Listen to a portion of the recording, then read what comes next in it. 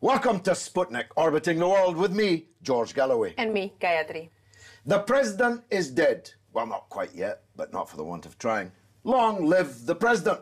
It's becoming quite a habit, first in the Ukraine and now in Egypt. President Mohamed Morsi barely got a year with which to apply his democratic mandate before a military coup, hiding behind genuine popular grievances, overthrew him. Although General Sisi will now be called the president, he'll always be the general to me and to most Egyptians who boycotted his neither free nor fair election in which he won, I suppose we could put that in quotes, over 90% of the vote. Election or no election, General Sisi had already been ruling the country as the head of a military junta for nearly a year, whilst Morsi's year of living dangerously in Cairo's presidential palace was hardly a great economic or political success. He surely doesn't deserve to be behind bars, accused of being the head of a terrorist organization and of such unusual crimes for an Arab president of collaborating with the Palestinian resistance. And what message does it send to Islamist organizations? That they can fight democratic elections, they can even win them, but they will never be permitted to rule, at least through the ballot box. Joining us now to discuss the crisis in Egypt is one of the Muslim world's most important and most eloquent analysts. He's the head of the Cordoba Foundation, Dr. Anas Al-Tikriti. Dr. Anas, thanks for joining us. It's farcical, isn't it? Over 90% of the vote. But the most telling circumstance is surely the huge numbers of people who didn't vote at all. Well, George, thank you very much for having me on. And you're absolutely right. The questions that you ask are absolutely spot on. I mean, the fact of the matter is that we're back to the bad old days. We're back to the 90% plus free and fair votes. But as you rightly put it, the actual story that is even being reported by the official media outlets and broadcasters is the fact that no one turned up. To the extent that the Reuters correspondent yesterday was reporting from three main election posts, and throughout the 3.5 hours that they were reporting, tweeting throughout, only one person turned out. And this, by the way, was after the government had extended the elections for the third day. Yeah. They said because it had been too hot. It had been too hot, and people were sort of busy celebrating the atmosphere of the elections, and therefore they were a little bit taken aback and weren't ready to go out and actually vote. So it's nothing less than farcical. But then again, since the military coup, unfortunately, we're back to how the vast majority of the Arab world is. We're back to the status quo. We're back to how certain regimes, particularly in the Gulf, would love for things to be in Egypt and beyond. And the actual president is in prison, facing what, by any stretch of the imagination, are capital charges. In other words, he might be executed. Whilst the dictator that the revolution overthrew is outside of jail. And whilst the general says he's the heir of President Nasser, he is in fact the heir of President Mubarak, no? True. In fact, if anything, then even the official commentators are all saying quite clearly that we are now back to times that are even worse in terms of human rights, in terms of freedoms, in terms of the economy, everything, back to even worse than how they were in early 2011 before Mubarak was ousted by the Egyptian revolution. So it's a funny state of affairs. And to be absolutely honest, whilst looking at the Arab world over the past century, you'd see, well, this is sort of par for course. But what is strange is how the so-called democratic world, the West, is reacting to all this. Because whilst we have seen in front of our eyes, in front of, hundreds of millions, billions in fact, watching their screens as a military coup actually unfolded minute by minute. The West then, and particularly our government here in the UK, chooses to actually look into and investigate the victims, the Muslim Brotherhood, whilst the world watches and does absolutely nothing. To be honest, it's that really is totally baffling. Speaking of human rights, the 700 people for death penalty, that must be a joke, yeah? They are not really going to be death sentenced. Well, I'll tell you what. I mean, the numbers are hilarious, if not tragic, on their own account. But if you actually knew the details of how this was passed, it would become really, beyond funny. A court hearing that was for less than 90 minutes, precisely 86 minutes, in which the judge managed to look through the case of 527 on one occasion, then 638 on a second occasion, cases, out of whom less than 15 people ever saw the inside of that court. Most of whom, and by the way, amongst those sentenced to death, were people who had already died. One of them, by the way, was a Palestinian who had been martyred by an Israeli missile more than 7 years ago. Huh? He was declared a terrorist who had perpetrated certain crimes. The other thing is that all these people were condemned to death and condemned to hang because all of them had killed one policeman. We're talking about, unfortunately, a part of the world which nothing is independent. The judiciary is totally politicized. The political is totally securitized. And everything is absolutely corrupt. And therefore... the media, of course, now and the media is completely hegemonic. 100%. Junta property. As soon as, within 1 hour... I mean, we can talk about the shortcomings and the failures of Morsi all we want. We will. However, within the 11 months that he was in rule, not one single person was arrested for their views and their opinions. Not one single media station was closed down or oppressed because they were criticizing the president, and they were throughout those 11 months. Ruthlessly, yeah. Within an hour of him being ousted, 17 media stations were closed down. More than 312 journalists and media spokespeople were arrested, and within a matter of 3 months, we had more than 19,000 political prisoners. It just tells you what kind of situation we're in. Indeed, it speaks volumes. But we can't elide the shortcomings of Morsi's administration. It is a bit of a world record. All of this is world record territory, but it's a bit of a world record to have won an election and have so many people dislike you. Nothing like the absurd figures that are claimed, of course, but clearly millions dislike you so much that they're on the streets and creating the cover for a military junta to overthrow you? I think that there are a number of things to be said. First of all, the Arab Spring, at the very height of it, in early 2011, with the way in which the Ben Ali regime in Tunisia fell, and then the Hosni Mubarak regime fell, that brought with it an incredible amount of hope and aspiration. And maybe, Morsi and maybe, the Nahda in Tunisia, maybe they were sort of victims to that kind of high level of aspiration and hopes. People thought that, and they had the right to hope that, within a matter of days, weeks, maybe even a couple of months, things would be sorted out. So when it took a year or 2 years even, and the problems were still mounting and people were still finding it difficult on a daily level, of course, people got quite anxious. But you can't really put aside the fact that a country that had been riddled with corruption, political, military, economic, on every single level, for decades, you really, realistically can't expect things to change within a matter of 11 months. With all, the kind of attempts, some true, some maybe for populist reasons, to reach out, to engage. We had the very first Copt vice president in the history of Egypt. We had the very first vice president female in the history of Egypt. We had the very first time that a president who had the chance of appointing 52 members to the Consultative Council from his own party elected only to choose 6, whilst all the others from all other parties. But that was never good enough for the ideologues. And you have to realize, George, that all these changes happened in Egypt and Tunisia. All these things happen in a region where democracy, freedom, the true will of people is to be forbidden, is never to be spoken of. I mean, when you have someone like Saudi Arabia, where the changes in Egypt would totally undermine it, totally see that its own rule, its own existence is, you know, totally without any kind of justification, without any kind of credibility. It won't stay quiet whilst this goes on and people have their voice. Well, they spent billions to try and bring down President Morsi, no doubt. Now, General Sisi, as I alluded earlier, claims that he's the new Nasser, or some of his supporters do. But Nasser's rule was characterized by three things. First of all, total support for the Palestinian people and opposition to Israel.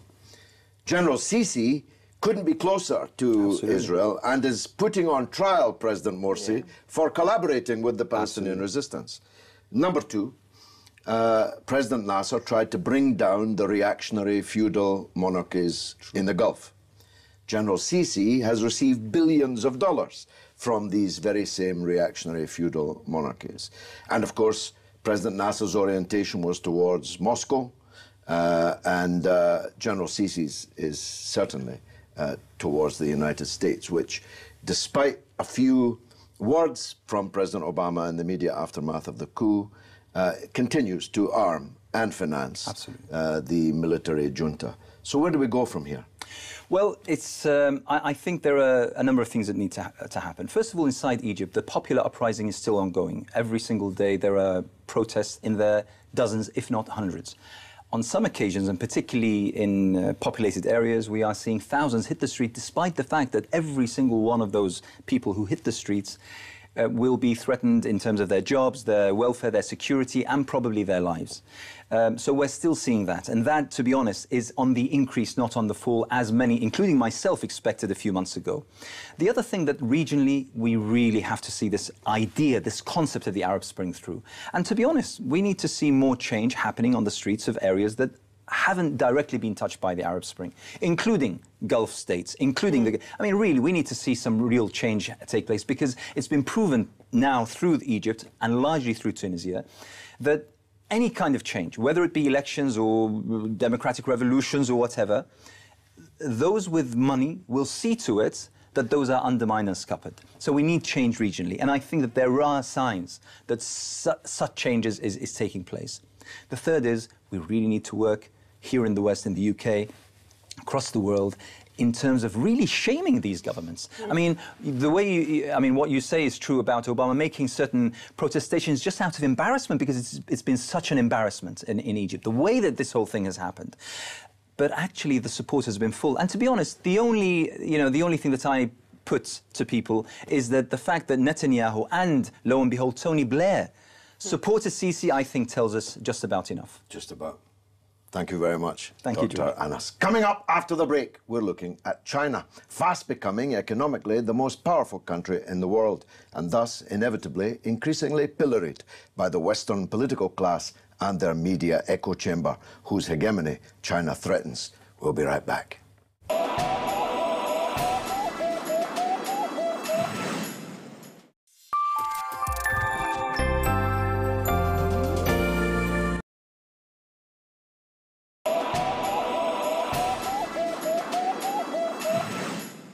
Welcome back to Sputnik. Jude Woodward knows more about China than almost anybody else in this country. She frequently lectures there and is the author of a forthcoming and much anticipated book on the subject. Formerly, she was a very senior official in Mayor Ken Livingstone's London administration, and I'm glad to say she joins us now. Hi there. Jude, I was in a session at the Hay on Wye festival last weekend, where a collection of so-called China experts, some of whom have done rather well out of China, not only didn't have very many good things to say about China, but were very clearly getting into battle mode. All sorts of issues were raised, but one of the China experts rather boldly predicted that China was going to collapse. Is it?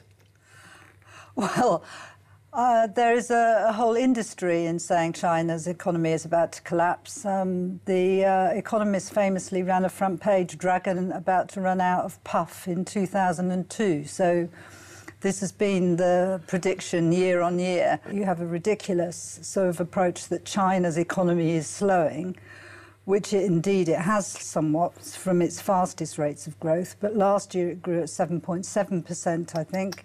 They're anticipating 7.5 to 7.7% this year.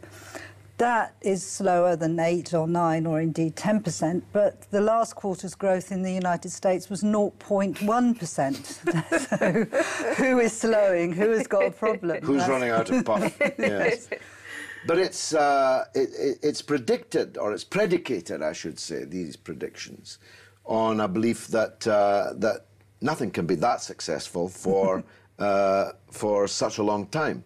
China has lifted more people out of poverty than any country, any regime in all human history in the past 30 years. I suppose it's on the principle that what goes up must come down. Must it come down in China? No, definitely not. There's no it will slow slightly. The population is ageing. That will reduce growth by 1 or 2% a year. But as long as it doesn't make stupid errors, the structure of its economy is more effective than the structure of the West. Primarily, the role of a very large state sector, particularly state control over the banks and financial systems, so that coming out of the financial crisis in 2008, China was in a position to direct its banks to invest in order to re-stimulate the economy and get it out of crisis, which the West pleaded with the banks to do this, but had no control to make them do it.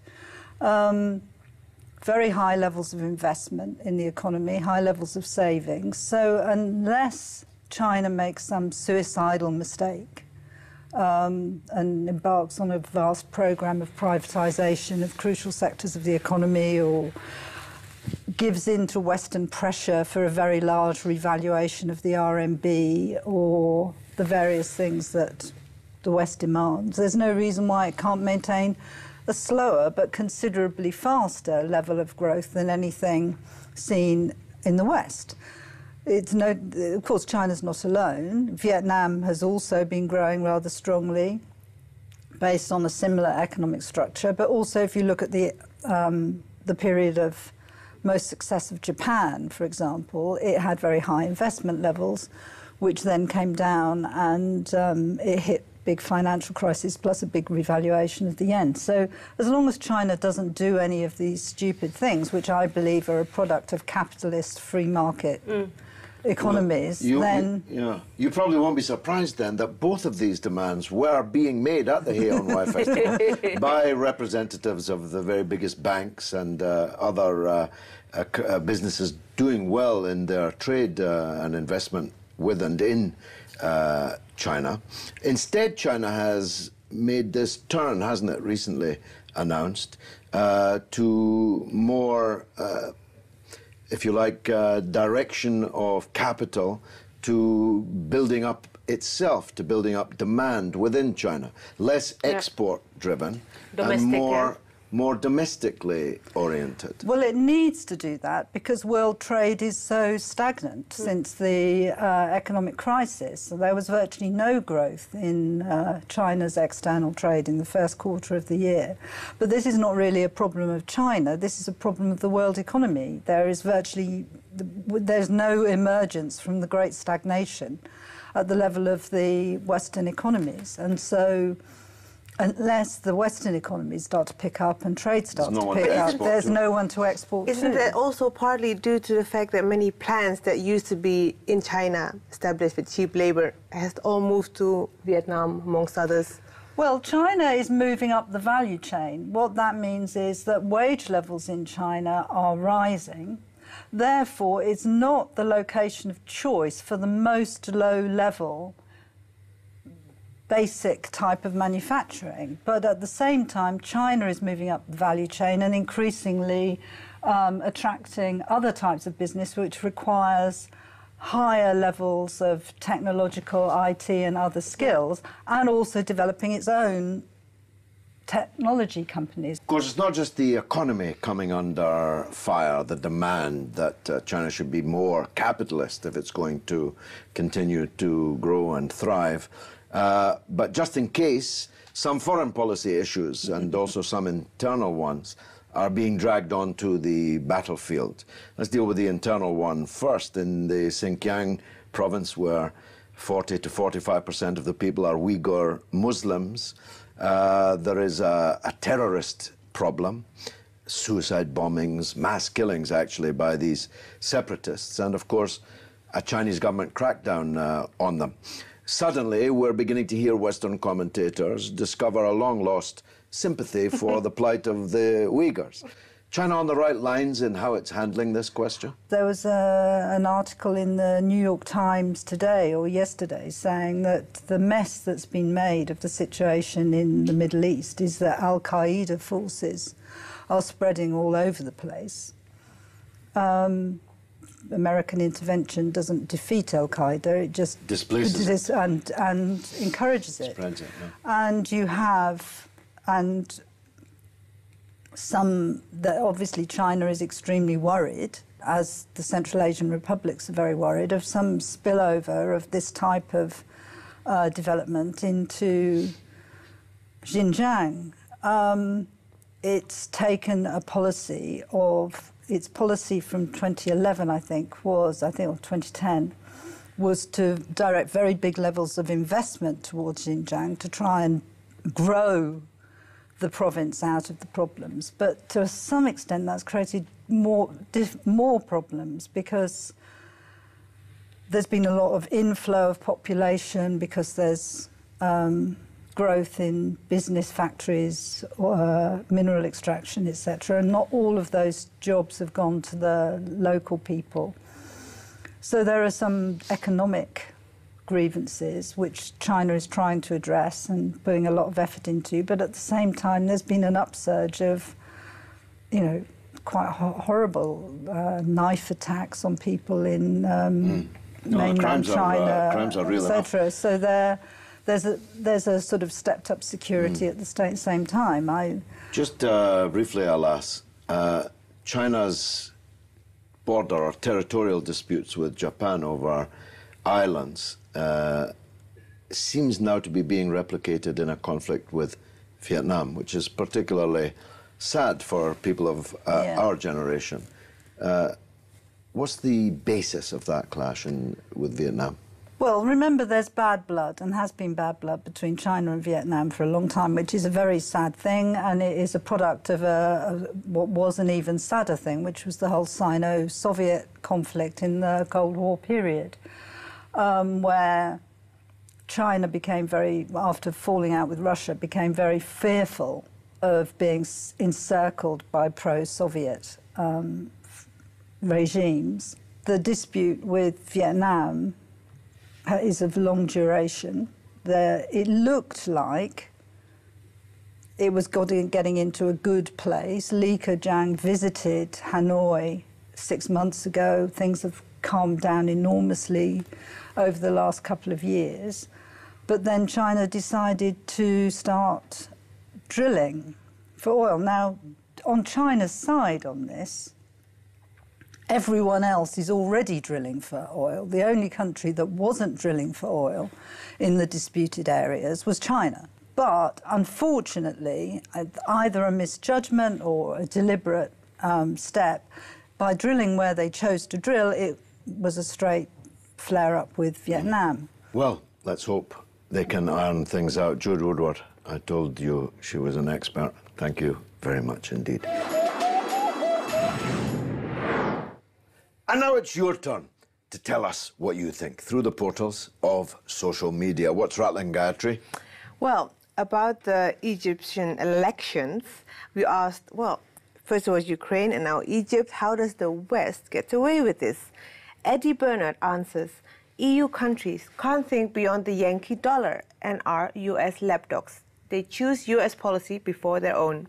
And Greg Burgoyne says, too much, too often. They call it self-determination, a unique brand of US foreign policy. Indeed, indeed it is, yes. But the media silence is more striking. I keep saying this. Yeah. I know why the political leaders prefer General Sisi in charge, because, well, they pay him and he'll do what they want them to. What I fail to understand is how all these journalists, hundreds of them, in all countries, are able to completely suspend judgment that they would normally be quick to make in other circumstances, so that, you know, a coup in Ukraine, a coup in Egypt becomes something that they welcome rather than condemn. Well, that's why you're aptly describing it as the media echo chamber. Yeah. On China, we asked when they will put up their political weight in the world, to which we received quite a lot of hostile response on their domestic issues regarding human rights in some areas, and, of course, it not being a democracy officially. So, will this be a Chinese century? To which Neil Barrington answers, I think so. Went to a debate on that very subject, and without the huge sacrifices of the Mao era, would have never been possible. Well, let's hope it's a multipolar century. That's what I'm hoping for. Indeed. And that's all we have time for. Which sadly means that's the end of the show. Please do keep in touch with us on Twitter at RT_Sputnik, and please like us on Facebook at Sputnik on Russia Today.